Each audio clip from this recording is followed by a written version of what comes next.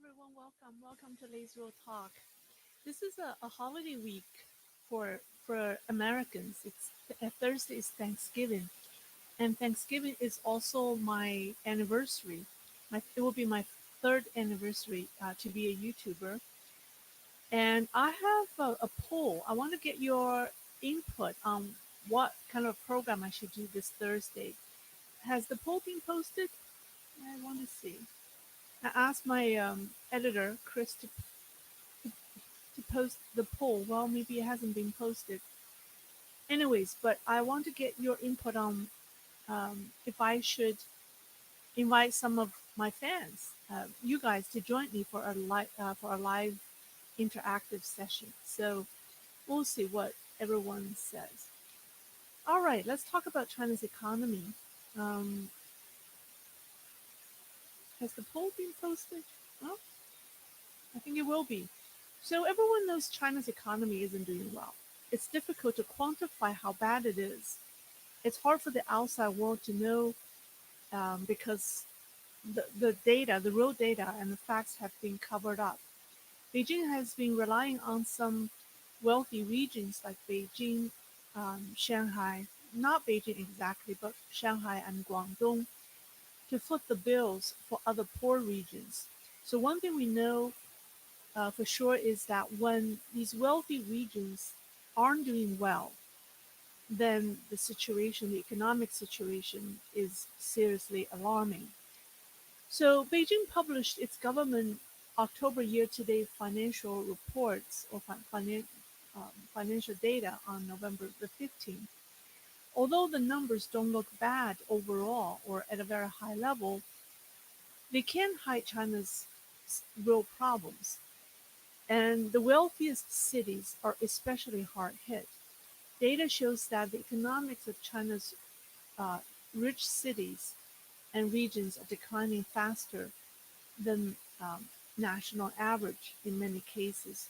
So we'll first quickly go over the October year-to-date financial results, and then we'll talk about three regions specifically: Guangdong, Shanghai, and Tianjin. So if you look at the report, I translated for you. Here we go. It says October year-to-date revenue was up 8.1% over last year, of which central government revenue was 8.6 trillion yuan, and it's up 7.3%.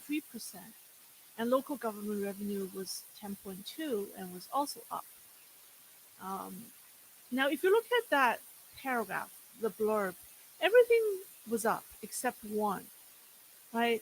The non-tax revenue, which was about 3 trillion yuan, declined by 3.8%.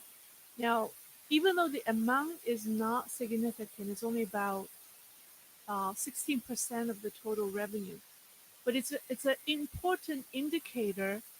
It's an important indicator that the last resort that Beijing has to save the economy is faltering. There's a problem with my audio. Okay, there's a problem with my audio. Sorry. Oh, that's why I didn't check my audio. That's why. Can you guys hear me? Okay. Oh, it's connected. Oh, it's not on. Can you guys hear me now? Yes. Was I completely silent? I accidentally turned off my microphone.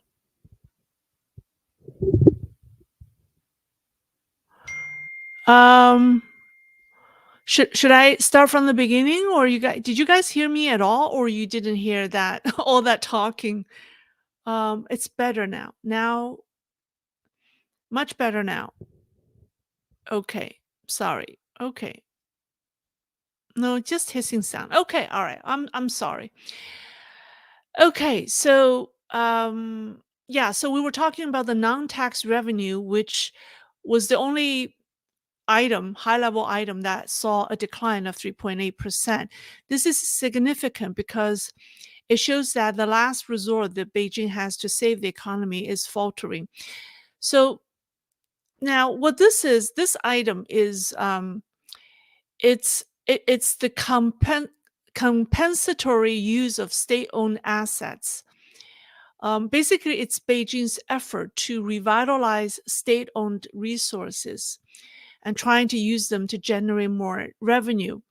And so in recent years, the share of non-tax revenues in local government budget has risen significantly. And this is a big piece of that. So in 2022, non-tax revenue in the first 10 months grew 23% from the year before, which was 2021. And it was 3 trillion yuan.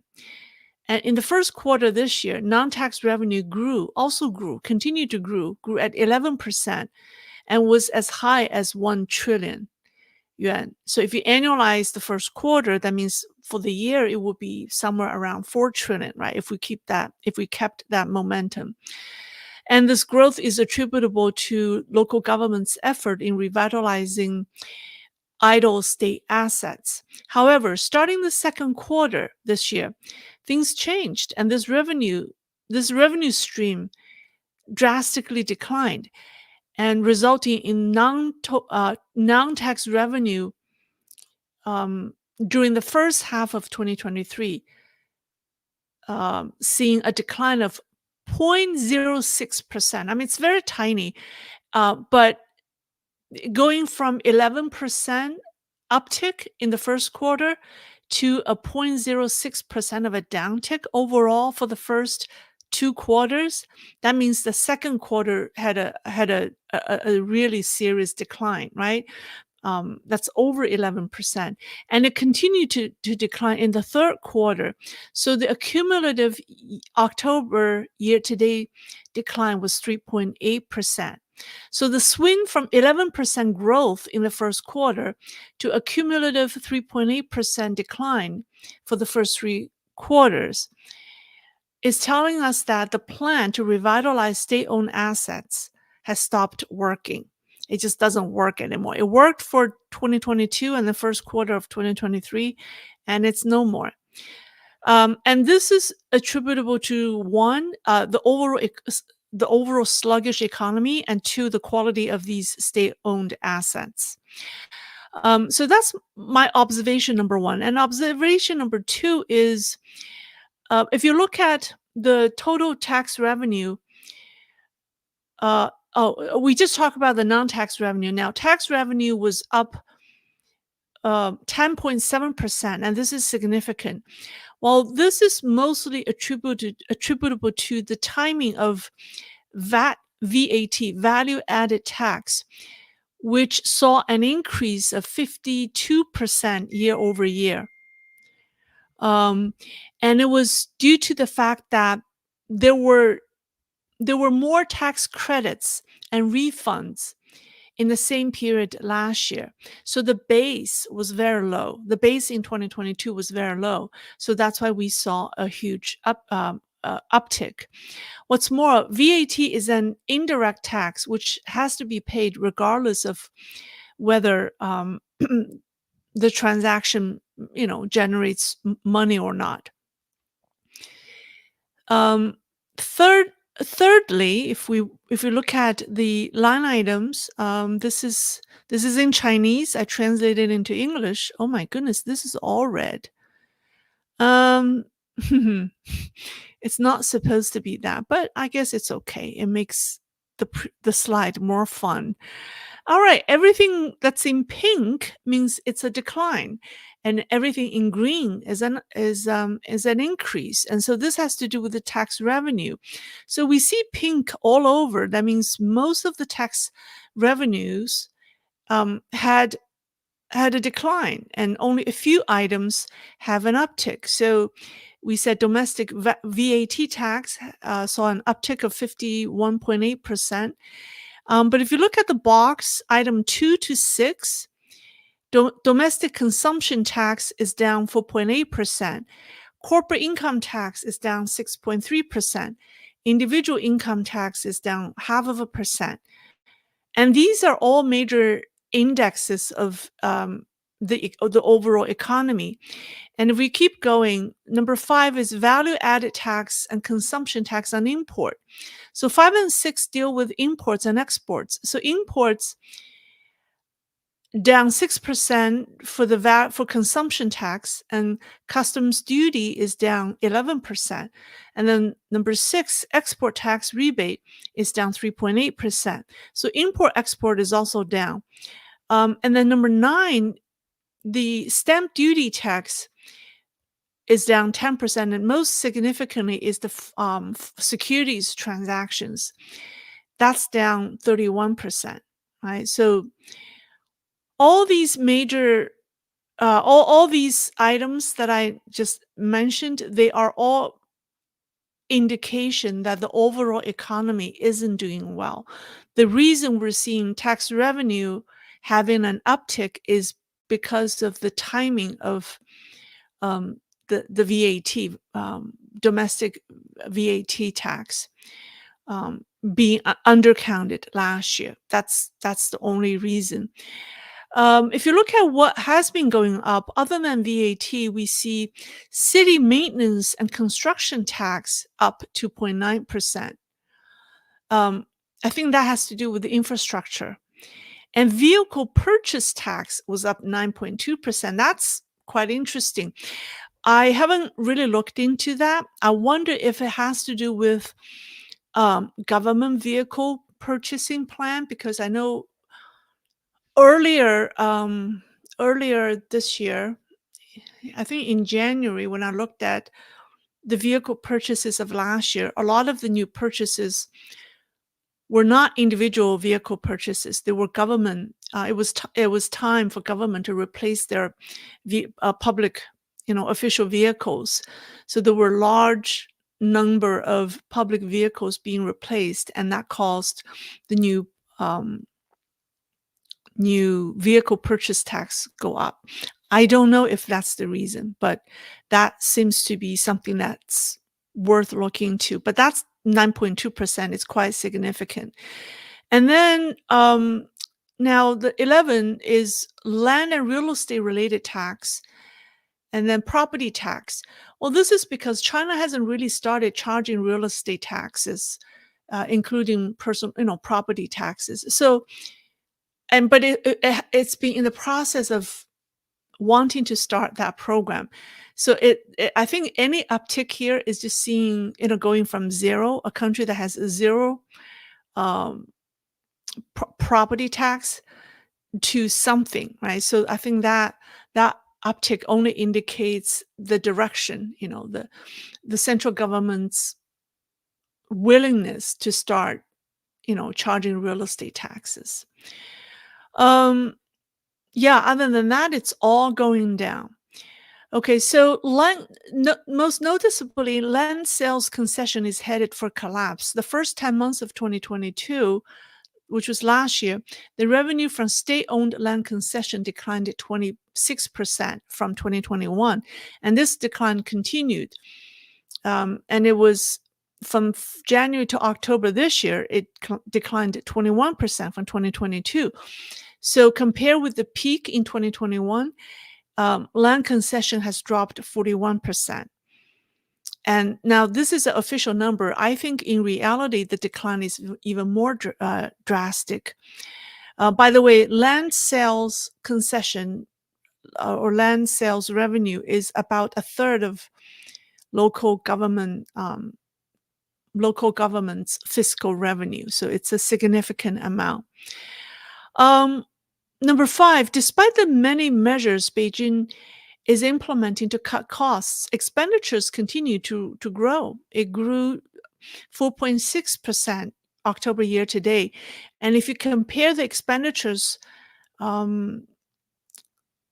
if you look at the expenditures for the past 3 years, since 2020, since the beginning of the pandemic, it has grown 14%. So here's the alarming picture. Revenues across the board have declined, but expenses have consistently gone up. All right, so that's just my quick overview of the overall situation. Now let's talk about Guangdong. maybe let's do this. So Guangdong province has a series of problems. And the biggest one is capital outflow. People are sending their money, assets overseas in droves. So according to the monthly data disclosed by the Guangdong branch of the People's Bank of China, the balance of foreign exchange deposits in Guangdong at the end of 2021. Hold on, let me see that. Yeah, here. Yeah, I'm taking this information from another YouTube channel. It's in Chinese language, and the person does a good job compiling these financial data. So if you look at, I translated that for you. So the foreign exchange deposits in Guangdong was $167 billion in 2021. It fell to $144 billion by 2022. And then it had an uptick.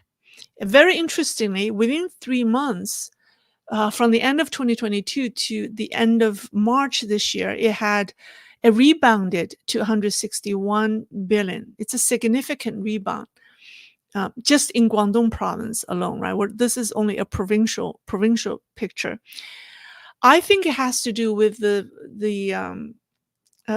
Silicon Valley Bank meltdown.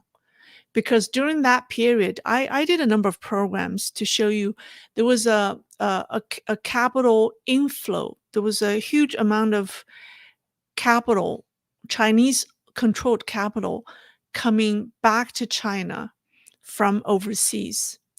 And actually, I should say that the capital inflow has sort of started the problem of the Silicon Valley Bank, okay. Silicon Valley Bank meltdown, right? The crisis was what, in February? Yeah. So it had an uptick within 3 months, and now it's back to, by the end of September, it dropped down to 136 billion again.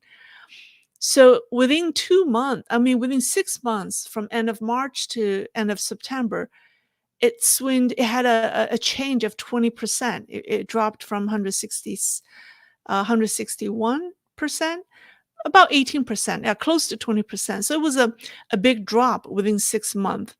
And there's only one thing that could explain this drop, and that's capital flight. And so this dreadful capital outflow is the main theme of Guangdong's economy this year. So in terms of renminbi deposits, so we just talked about the foreign exchange deposits, right? Deposits in foreign currencies. Now let's take a look at the resident savings in renminbi. We know that the average overall, China has experienced an increase of 12% in the household savings. That does not mean every Chinese household have seen their saving gone up 12%. I think, this is a mystery that we have been trying to find out, because everyone is saying, well, I don't have as much savings in my bank as before. So why are we hearing our national average going up by 12%? I think this has to do with a small number of uber wealthy people, having more money in their bank, when the majority of people don't have as much money. But anyways, the overall national average is 12% increase, right, for 2023. But in Guangdong, the increase is only 10.7%.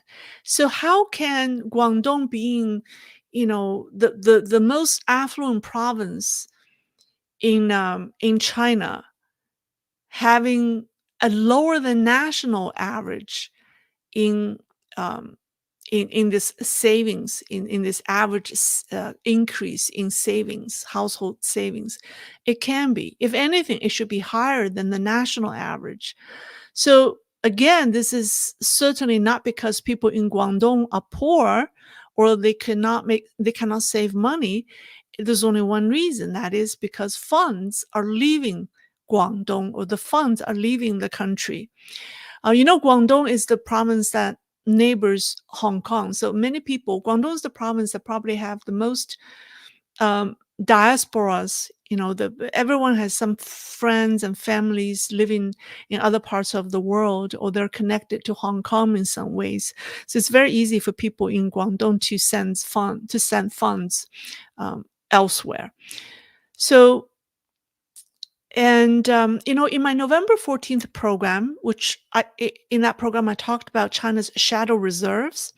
I showed you how the most popular way for funds to leave China, the foreign currencies to leave China, is through foreign direct investment. Remember that mystery that we solved? According to the monthly outbound FDI statistics reported by the Guangdong provincial government, outbound FDI from Guangdong amounted to $17 billion in 2021 and grew to 22 billions. Do I have a slide? Oh yeah, here we go. So it grew to 22 billions in the following year. And from January to August this year, it's as high, it's 14.6. So if you annualize that,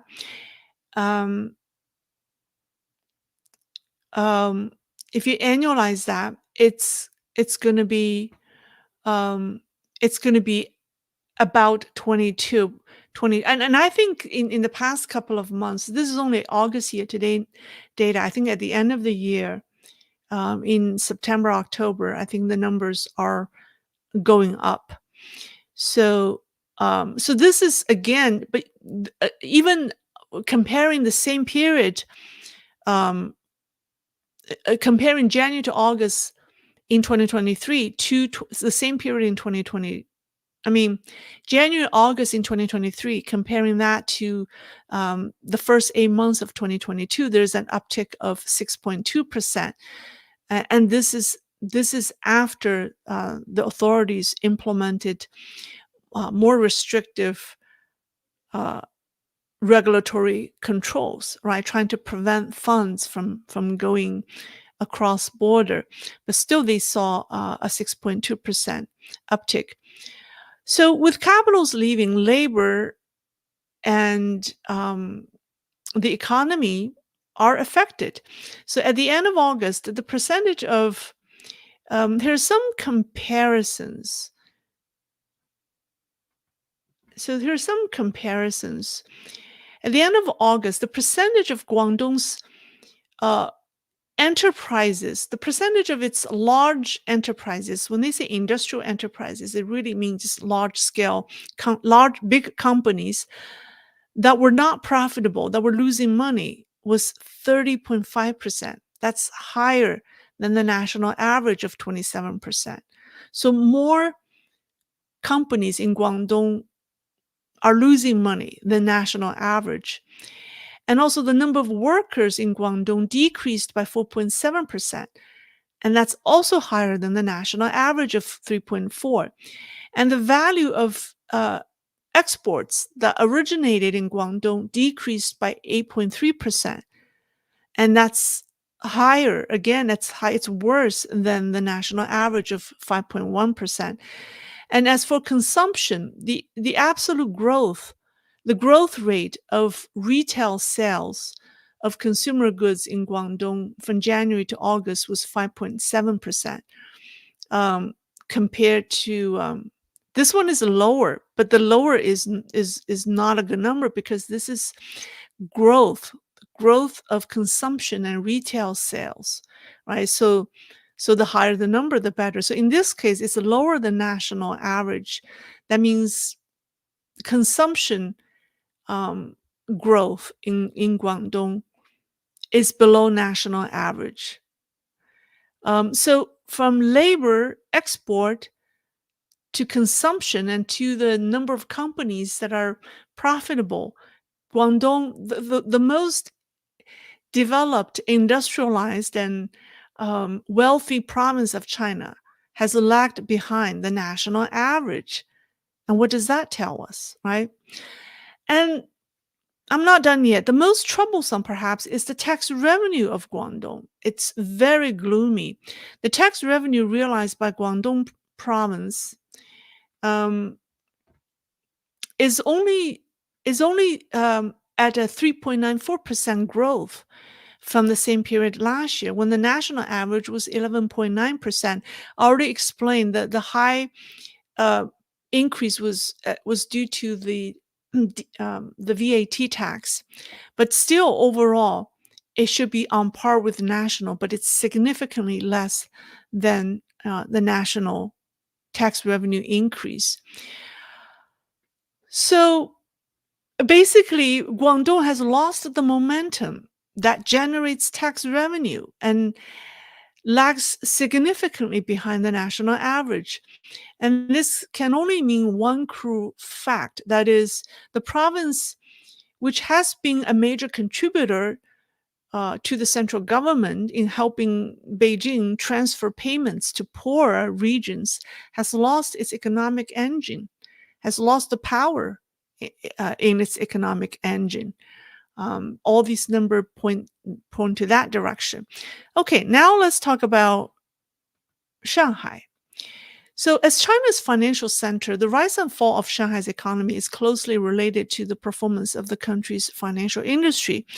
And this year, a very noteworthy financial indicator, it's called non-banking financial deposits. Deposits, or the money held by non-banking financial firms, it has lost its strength. So non-banking financial firms refer to insurance, securities, trust companies, right? And then to generate profits, they must have access to sufficient funds. So the cash in the hands of these companies is a concrete indication of the liquidity of China's financial investment industry. Now, in terms of the key financial data, as of the end of September, let me just show you this. Here's the problem. The deposits of non-banking financial enterprises in Shanghai saw a very small increase, an increase of 0.1% from the beginning of the year. So from January, for the first, during the first 3 quarters, the amount increased only 0.1%. And when you compare that to the national average, it's higher. It's 0.8%. And so Shanghai, being, again, the most advanced or the most westernized and the biggest cosmopolitan, in China, and the wealthiest city, the financial center of China, again, it fell below national average in terms of this non-bank financial deposit held by I'm sorry, the total deposits held by non-bank financial institutions. Now, Shanghai's financial industry contributes about 25% of the city's total tax revenue. So with the financial industry struggling, Shanghai's tax revenue has also suffered. The total tax revenue generated by Shanghai in the first 3 quarters of this year, and including both state and local taxes, increased only 2.84%. Here we go. And I just mentioned Guangdong's was 3.94%, right? And the national average was 11.9%. So Guangdong was already bad, but Shanghai is even worse. It's at 2.84%. It's significantly below the national average, and it's also below Guangdong. So again, Shanghai used to be the city that contributed the most tax revenue to Beijing, during the first year of the pandemic in 2020. Shanghai was the only province or direct municipal city that had a positive revenue, a positive income, tax income. But now, the extent of the weakening of Shanghai's economy is evident in this number, right? So those provinces in central and western parts of China that have depended on Shanghai for transfer payments should know that the good days are over. These cities are struggling themselves. Now, according to the Shanghai office, a market report released by the Shanghai office of a Canada-based research firm called Collier International, the office vacancy rate in Shanghai has risen to 19% by the end of the third quarter. So here's the report. So you have rent and you have vacancy. So Q2 to Q3, the change, the vacancy has increased 19%. But if you compare, they estimated that by the end of the year, it will grow to 21%. So by the end of 2023, the vacancy will increase by 21.6% when compared to the end of 2022. So the overall financial situations in Shanghai doesn't look good, right? 20% vacancy in office buildings doesn't look good. But we've also heard quite a number of multinational financial firms leaving China, right? Citi Private Bank, the Norwegian Sovereign Wealth Fund, Morgan Stanley, the Canada Fund, Moody's Pioneer Pilot, and so on. So quite a number of Western financial firms have left China, and so it's not surprising. And another indicator that shows why Shanghai is struggling is this the 10% decline, the circle, the oval, that's 10% decline in tax revenue related to wholesale and retail sector. Okay, so the government's tax revenue fell by 10%, but the government made it up by collecting 9.1% more taxes from Shanghai's merchants. So you see the 9.1% in square boxes. So essentially, it's a wash. So what happened was overall tax revenue declined, but the Shanghai government asked, the Shanghai merchants in retail and wholesale business to pay more tax. But the result is detrimental. More retail businesses have been closed. At the end of the January, Shanghai Landmark Department Store, which is on Nanjing Road, like Nanjing Road is like New York's Fifth Avenue, right? That department store closed. And then at the end of August, Sogo Department Store, which is from Taiwan. Taiwan it's a chain. Maybe it's from Japan. Sogo but I've seen them in Taiwan, like everywhere. And Sogo closed its last department store in China, or is it in China? Maybe it's in China, but it's in Shanghai. It's closed down. So according to data released by the British real estate services firm Savills, the vacancy rate of Shanghai's shopping centers in the third quarter was 12.1%. It's much higher than the vacancy rate of 5.4% at the end of 2019, before the pandemic. Shopping centers cost more money to operate than office buildings. And because, you have to, even if you don't, as long as the mall is open, you have to turn on the utility, right? Air conditioning and heating and all of that. So their ability to withstand vacancy is much lower than that of office buildings. I heard that for shopping centers that has vacancy of 10% or more, it's very dangerous or problematic. Excuse me. So at 12.1%, Shanghai's retail industry cannot afford to go down. I mean, it's already bad, but it cannot afford to go down. Um, okay, so let's now talk about Tianjin. Where are we? Tianjin. So Tianjin, the reason I want to talk about Tianjin is Beijing is the capital city. I think if we really study Beijing's numbers, they're probably not as bad because they're being forced to look good because it's the capital city. And the central government can do whatever it wants to force the number to look good. But I think Tianjin is a good indication because it's, first of all, it's considered Beijing's satellite city. It's so close to Beijing, and it's also one of the it's one of the direct municipal cities. Um, but the situation in Tianjin is very sad.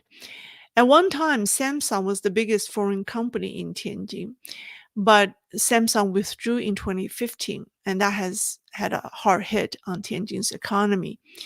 Um, the city used to have an auto industry, and it has lost that. It has lost that, and I think Volkswagen and is it Toyota? There's a Japanese automaker, and then Volkswagen have some manufacturing facilities, but they produce, I heard, like under a million, maybe 700,000 cars a year, and that's small given China's total auto output of 20 million. I think 20 million. Yeah, China produces 20 million cars or automobiles a year. So Tianjin's output of 700,000 is very small. Um, so profits for Tianjin's large scale, the city has been struggling. So if you look at Tianjin's industrial enterprise profits, 2014 was its peak, and then it reduced. As soon as Samsung left, it suffered so much. It reduced so much. Look at the number in 2017. In 3 years, it it had nothing left. And then in 2018, Tianjin had this idea. It wants to cater to the courier and delivery business, not like freight delivery, but like Uber delivery, right? Uber delivery, Uber Eats. So it decided to develop this business in motorcycle. What do you call that? Mopeds. So it decided to develop a moped business, and also battery. It makes battery for mopeds. It paid off during the pandemic.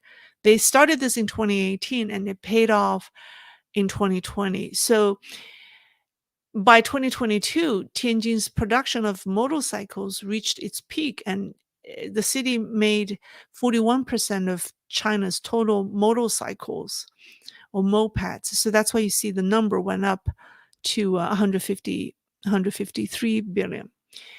However, with that industry is suffering now, it's going downhill. I mean, there's an oversupply of delivery personnel, and so Tianjin's industrial profits or manufacturing activities have gone down significantly, and it will go down even more. So this year, in the first 3 quarters, Tianjin's fixed asset investment is down 20%. It's the 21%, and there's just no investment activities in the city, and it's the worst in all of China. Could you imagine Tianjin once, the first industrialized city of China?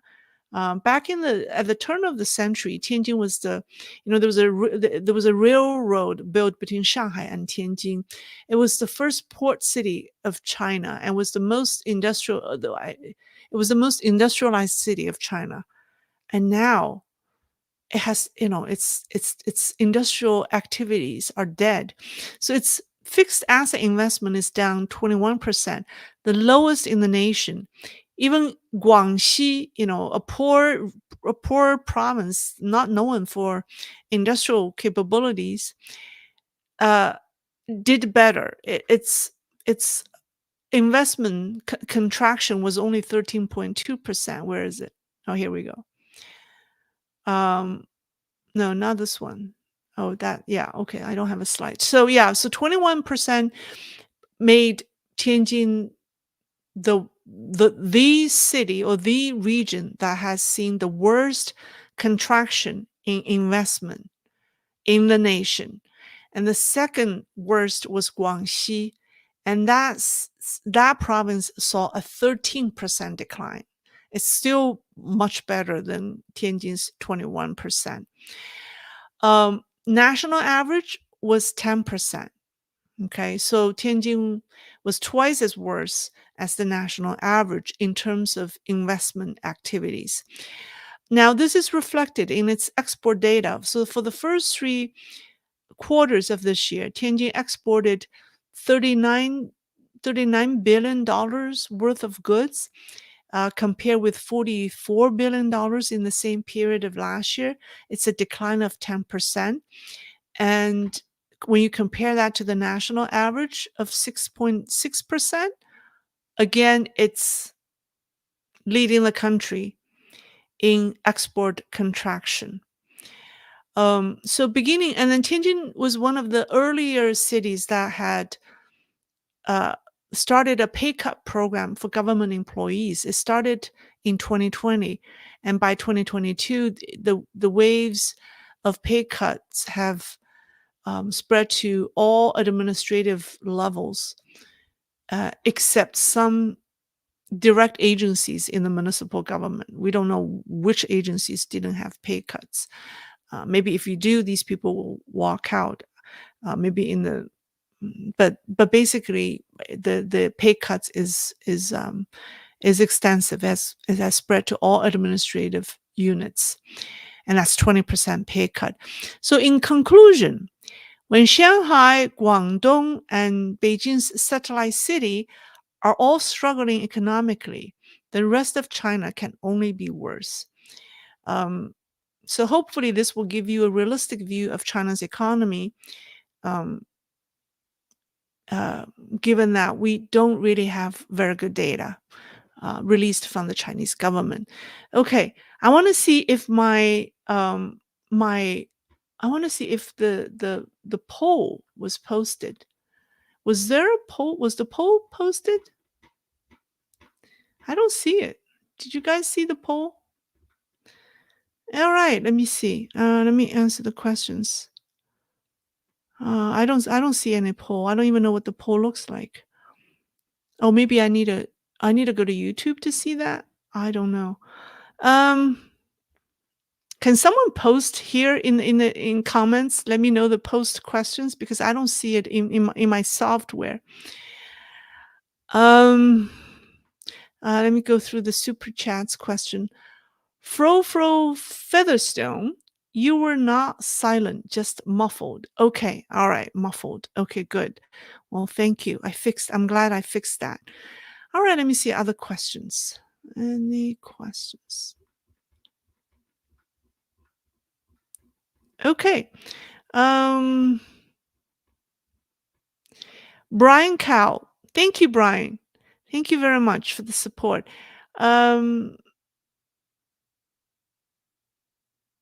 Lei, okay, Sumiland, do you know how many American business people are in China's prisons for espionage, or who are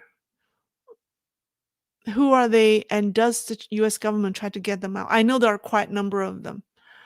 Um, yeah, there are quite a number of them. And if you I happen to know 3, and I don't think I have a very exclusive count of everyone. Um, it's just very sad. Yeah, if you think about these people's life, how worried their families are, not knowing not knowing the future of their loved ones. Oh, 81% says yes. James Nealand. Okay, thank you. Poll was 8% yes. Is it 8% or 81%? Well, that was a huge swing. 81% voted yes. Okay, good. Wow. Okay. All right. So let's talk about, well, Thursday will be Thanksgiving. It's also my third anniversary.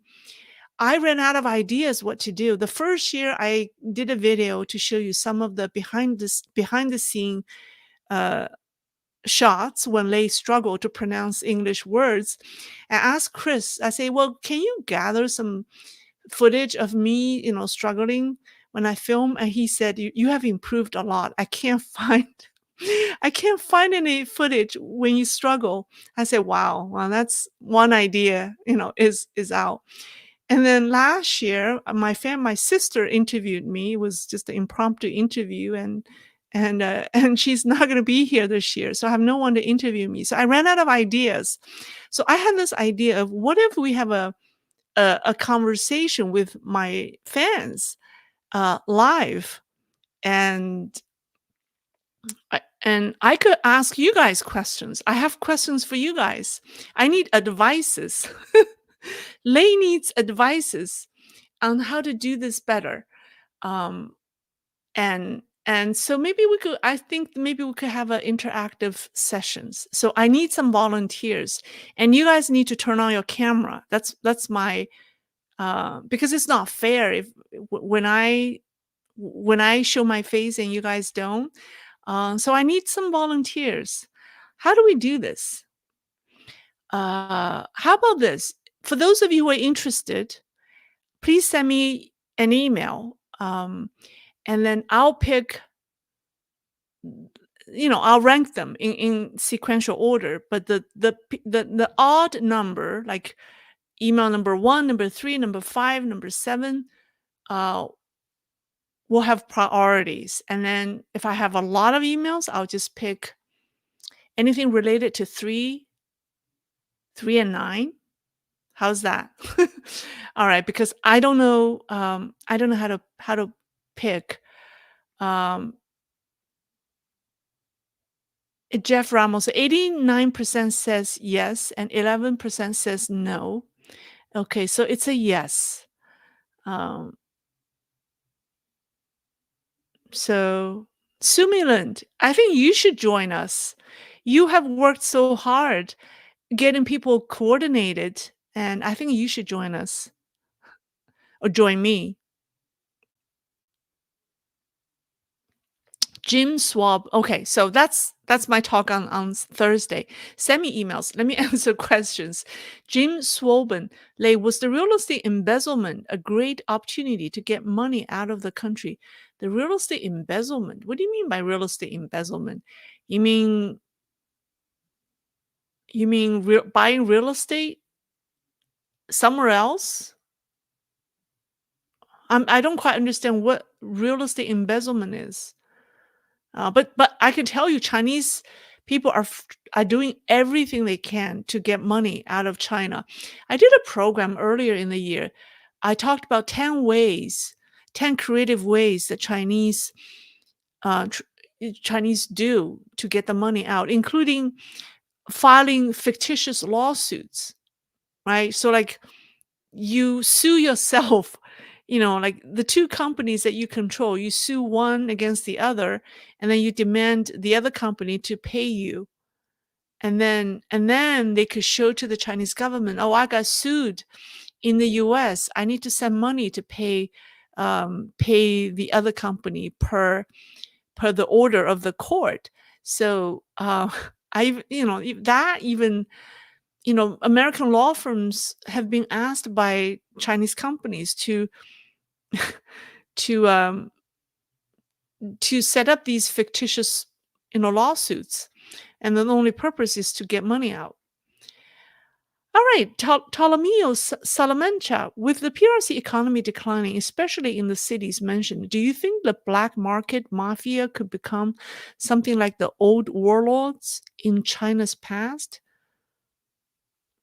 The entire country, I think the entire country, unfortunately, has feel like being run by the mafia, by the black market mafia. I think everything feels like it's a mafia organization, isn't it? Something like the old warlords. The old warlords in China's past, at least they follow rules. They don't randomly kill people or do crazy things. I mean, these people, they have rules, right? Now it's like entirely out of control. So so maybe ask me the questions again, but I appreciate the donation. Thank you. Okay, let's see. Jeff Ramos, maybe have Generation Z, millennials, and Gen Xers. Just a suggestion. I forgot what was the first part of the question. Um, maybe have just a suggestion. Was that about my Thursday's live stream, or was that a question related to China's economy? Sorry, I lost track. Um, all right, let me see. I'll just pick some question. Um,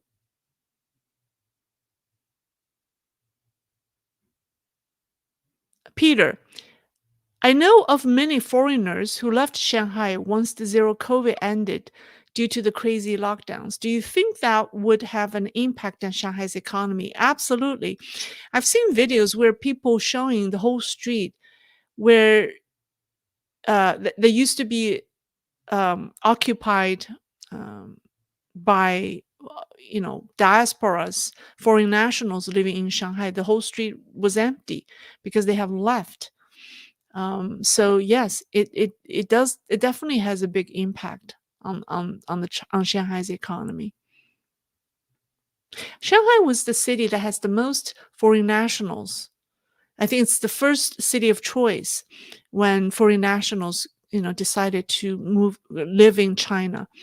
So I don't know how many of them are still happily living there without any worries or concerns. All right, Jim Swoben, what happened to the real estate pre-sale money? Oh, what happened to the pre-sale money is supposedly used to that's supposedly used to goes into the construction of the building.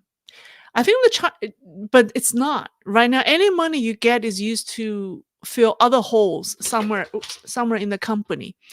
I think China's real estate problem, has to do with this pre-sale idea, because when you pre-sale, meaning you're giving the developer all that money, right? And then China requires a much higher percentage of down payment. And a lot of Chinese buy their real estate cash. So when you give all this money to the developer before the unit is even built, you're really putting your trust in their ability to finish building the developing the property according to standard, according to what they have said, that they would do, right? And but a lot of them don't. The money is like, a lot of these real estate people get rich very fast because they have very little investment. Here you have to build a house. um I mean, you have to put the investment in, right? You have to take out loans, but you have to have a significant investment into the property before you get all the money from the buyers. But in China, they use the buyer's money to build the property, but then they're too aggressive. They don't do that. They I mean, they take before they finish building the first one, they started the next one. So I think that's the problem.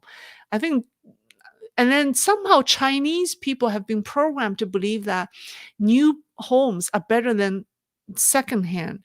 I don't understand why people don't buy in the secondhand market, right? Because at least the home is there. It's what you see is what you get.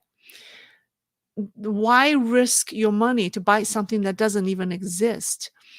So, but the Chinese all believe somehow like the new homes are better, that they want to have a new home. Maybe this has to do with the 70-year limit. When you buy a home, you have 70 years right to live in it. And so that's why they want to buy it brand new. So you have 70 years. If you buy it second, whatever's remaining, if the house has been lived in for 20 years, then you only get 50 years left. So maybe that's why, but it just doesn't make sense. Um,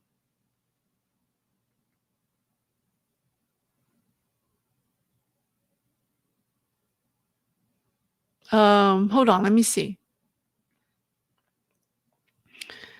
All right. Um, are there any questions for me?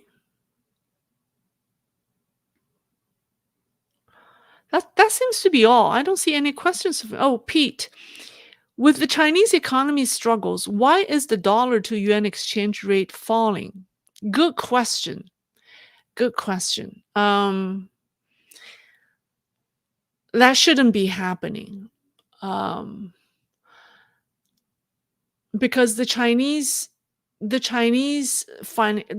banks have a liquidity problem. They seriously have a liquidity problem. China's central bank would have to print more money. They have to print more money to solve that problem, and so it shouldn't be going. I did a program on October 25th. You should take a look at that. The title of the program, the live stream, is called "Why Xi Jinping and Joe Biden Want to Help Each Other." In that video, I showed the possibility that the Biden administration may be helping Xi Jinping, uh, safeguarding his precious exchange rate, um, because Biden does not want to see the Chinese economy fall too fast. So take a look at that program. That explains. That gives one possible explanation of your question. I'm not saying that's the only answer, but it's one possible answer. Okay. All right. Chinese pride. Would you say that Earth Day is an appropriate day for an annual global protest of the CCP? Earth Day. I don't see why. No, I don't think so. I mean, it doesn't mention CCP. Anything that doesn't mention CCP is not a protest to CCP. I don't think so, because it doesn't say it's against the CCP. All right. Um Brutal Deluxe. Miss Lei, Hitler famously ordered the destruction of Paris when the end was obvious. Do you think the CCP would blow up like Shanghai? If not me, nobody will mentally. Thank you for your work also. I don't I don't think it will. I mean, Hitler ordered the destruction of Paris because Paris is a foreign, is not in his country. So I don't think CCP would blow up Shanghai because Shanghai is in its own territory. So that analogy isn't exactly the same. So are you saying that would CCP blow up Taipei? That's very likely, and the risk of that is very high, right? All right. Marixus X. Is it true that many people cannot access or withdraw their own money from the banks? Sounds like fake news. How big or real is this problem? It is a real problem. The problem that you just mentioned is real.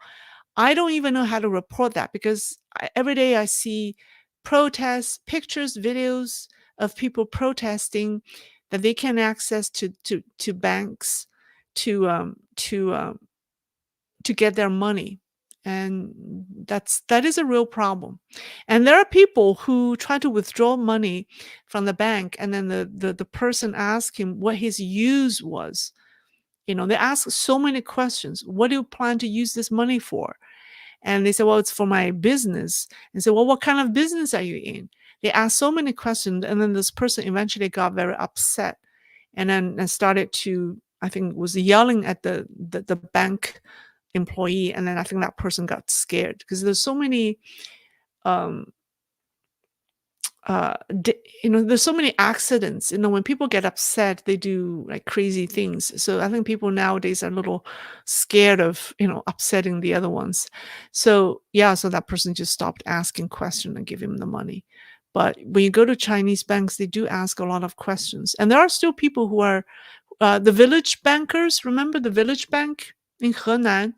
The government, they found their money missing, and then the government, I think, compensated for the smaller the account owners that have smaller amounts, but the owners, the people who have a lot of money in the banks, haven't got their money back yet. They're still protesting. But they're being harassed, interrogated, followed, and monitored by the authorities. You know. Um, Naveen Bhatia, my question is: huge real estate bubble and LGFV debts drop in trade. How come China GDP is growing by 5%? I don't think China's GDP is growing by 5%. It's growing at 5% because the world chooses to believe that number. There's no way China's GDP is growing by 5%. I think anyone who's still believing it's growing by 5%, I think is insulting his or her own intelligence. There's no way it's at 5%. Do you think China is still a developing country? Yes, China is still a developing country by um, by the average per capita wealth, by the poverty. However, you can't say China is a normal developing country because the regime is so um, ambitious and aggressive. It has access to the entire nation's wealth because China is a large country, has a lot of people. So the per capita income, despite the poor people it still has a lot of money. And when the regime has access to the entire nation's wealth, it has a lot of money. And it's using that wealth to do a lot of terrible things. So there's a disconnect, right? So the regime has exhibited ambitions of a superpower, and yet and yet its people are very, very poor, or some of its people are very poor. So you ask me, is China a developing country? If you ask those poor people, say, yeah, we're so poor. And then if you look at CCP's ambition to take over the world, to take on the United States, it's not a developing country. It's there's not a category for them. I don't know, what do you call them? Uh-huh.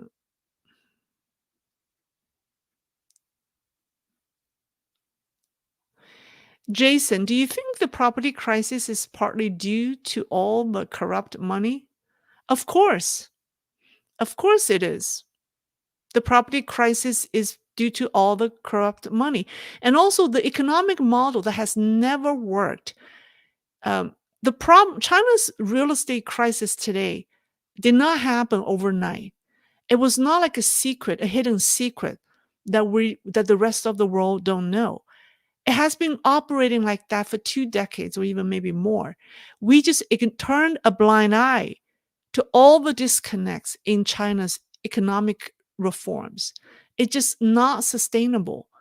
But the whole world ignored to choose this problem. Nobody spoke up. Nobody, when China said we have a GDP growth of whatever 8%, we believed it. So now all of a sudden there's a problem, but still the rest of the world doesn't feel very comfortable talking about it for fear of alienating China or not China, I should say CCP, because CCP is not the same as China. So we should really ask ourselves the question, why the world, the rest of the world, there's so many smart people, let China's real estate crisis grow to what it is today and now threatening the rest of the world. What have we done wrong? Because you can't, I mean, CCP is blatantly, um, how to say, I mean, it has been doing what it does for decades. But what have we done? Chosen to be quiet. So it's not just corruption inside China. I think it's corruption outside China as well. If you say, is it due to all corrupt money? I think, yeah, corruption everywhere. Because it's not a problem that just started a year ago or 2 years ago. All right. Max Shredder, I really want to visit Wuxi, Jiangsu. What do you think about the city? Wuxi, Nantong, Suzhou, other Wu speaking areas. Why is Wu region so affluent since you are from? Okay. Um, I love the Jiangsu area. It's the Jiangnan area. I don't know. It's maybe because I'm from that area. I think it's the best place in China. The weather is nice. Unlike this, like Guangdong is too hot, and then the north is too cold. And then in Beijing, Tianjin, you have the sandstorm. Um, I think food in Jiangnan is the most abundant. Wuxi is beautiful. Go to Taihu. Taihu Lake is beautiful. They used to have this resort retreat for the government officials, and it's beautiful. I wish I could visit China. No, I envy you if you can visit there. Um, all right, I'll take one last question. Jairo Lopez. I was surprised to learn about buying people to show up in Xi's visit. How much money would the CCP need to pay you to wave their communist flag, or would they never have a chance? The going rates from $100 a day to what, $200 a day? Um, Depends if it's a multi-day thing or a single day. Some people made $400 in a day or so.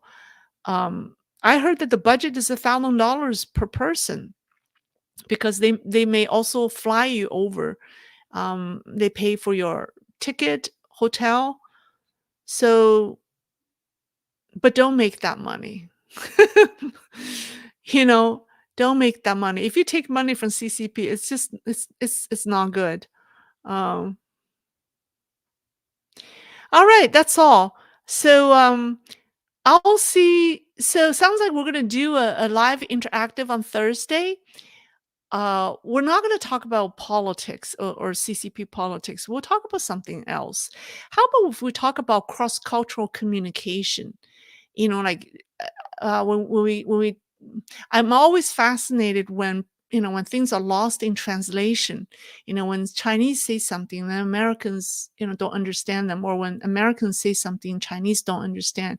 Maybe we could talk about cross-cultural communication issues. We could talk about other things. How about that? But you guys send me emails. I'll see who wants to volunteer to be my guests. Okay. Um, that's all. All right. Thank you very much for joining me. I'll see you Thursday. Happy Thanksgiving. Happy early Thanksgiving. Okay. Bye-bye.